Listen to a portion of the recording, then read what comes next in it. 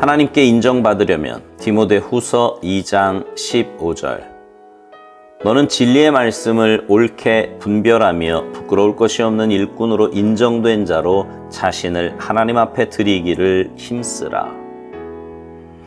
당신이 믿는 것에 대해 분명하게 표현할 수 없으면 그럴 수 있을 때까지 노력하십시오.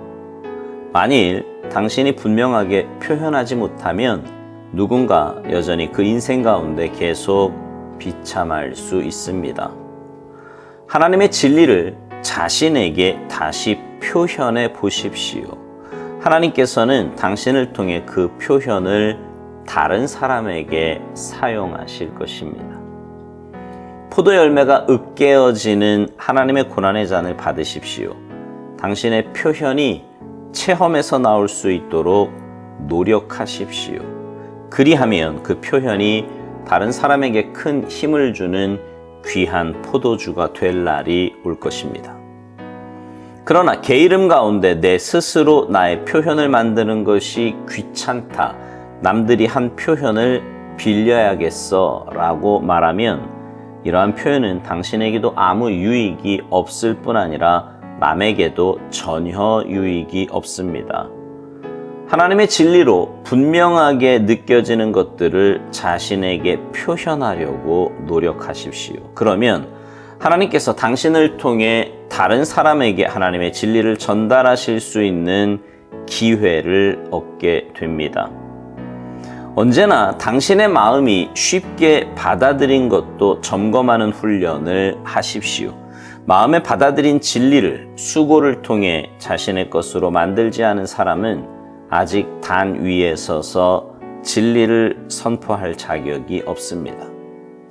당신에게 진리의 유익을 주는 사람은 전에 당신이 몰랐던 정보를 전달하는 사람이 아니라 당신에게 갈등을 주던 진리를 분명히 표현하는 사람입니다.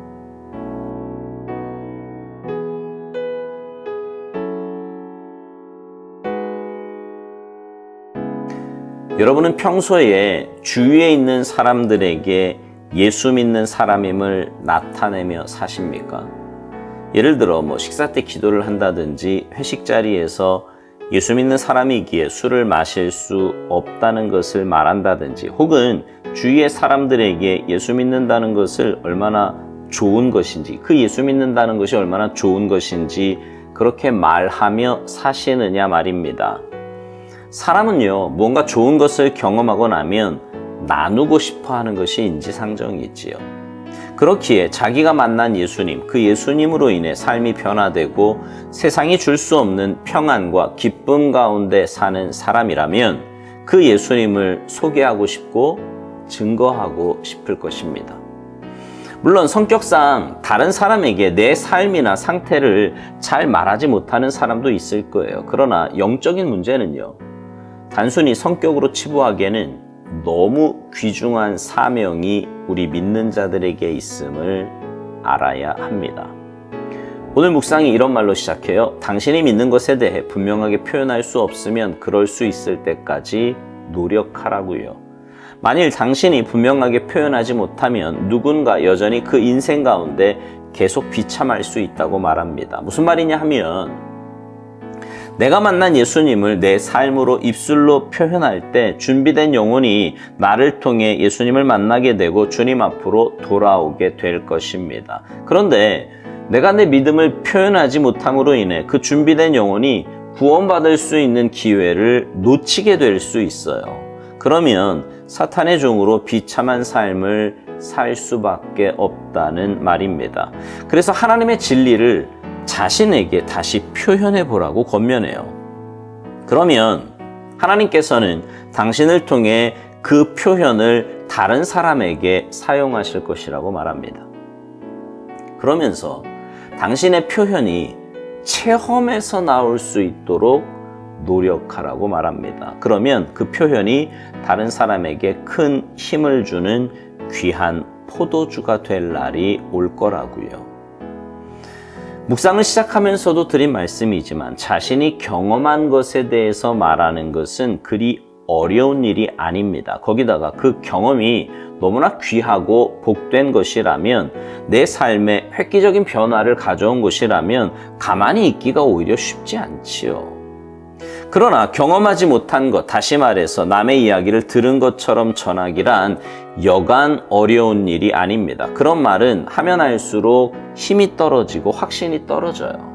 그래서 복음을 전할 때 가장 귀한 것 중에 하나가 바로 내가 만난 예수님을 전하는 것입니다.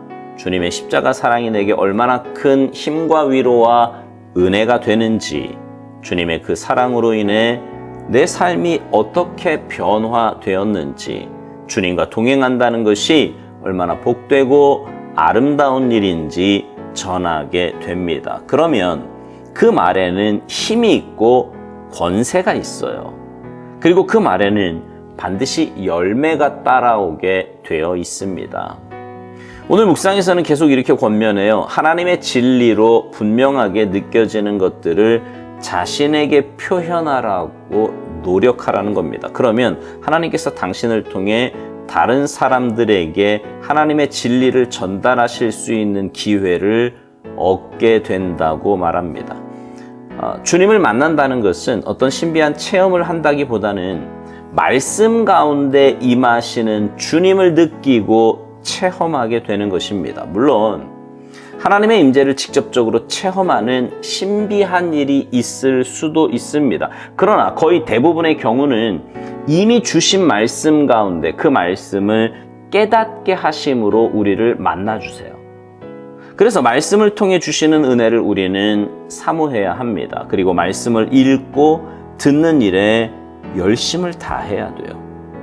그럴 때 말씀 가운데 하나님은 당신을 계시하실 것이고, 그것을 깨달을 때 우리 안에는 놀라운 은혜가 주어지게 될 것입니다.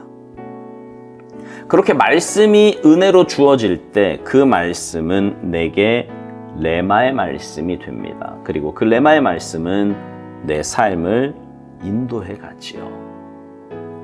그런 삶을 사는 우리는 분명 하나님의 도구로 쓰임받을 수 있고 하나님의 역사에 동참할 수 있는 것입니다.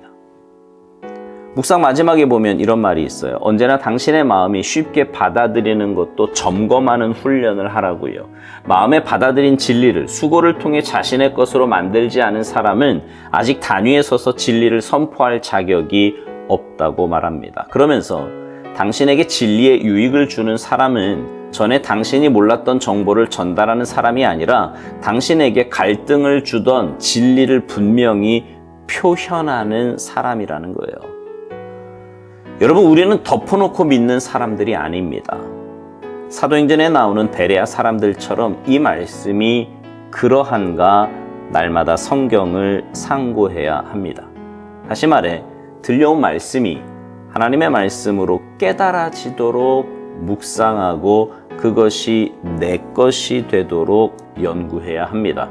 그럴 때 그 말씀은 온전히 내 것이 되고 내 입술과 삶으로 살아낼 수 있는 레마의 말씀이 되는 것입니다. 사랑하는 성도 여러분, 우리는 주님 나라 갈 때까지 복음을 전하며 살아야 할 사람들입니다. 그리고 그 복음 증거는 말씀을 통해 내가 만난 예수님을 전하는 거예요. 바라기는 이 귀한 사명을 잘 감당하는 여러분 모두가 되기를 소망합니다. 이 일을 위해 먼저 말씀을 사모하시고 말씀을 통해 주님의 임재를 체험하시기를 갈망하기 바라요. 그래서 여러분 모두가 주님의 만나주심을 통해 영적인 삶, 믿음의 삶을 사시고 그 삶으로 그리고 여러분의 입술로 주님만 증거하며 사는 아름답고 복된 삶이 되시기를 주님의 이름으로 축복합니다. 아멘.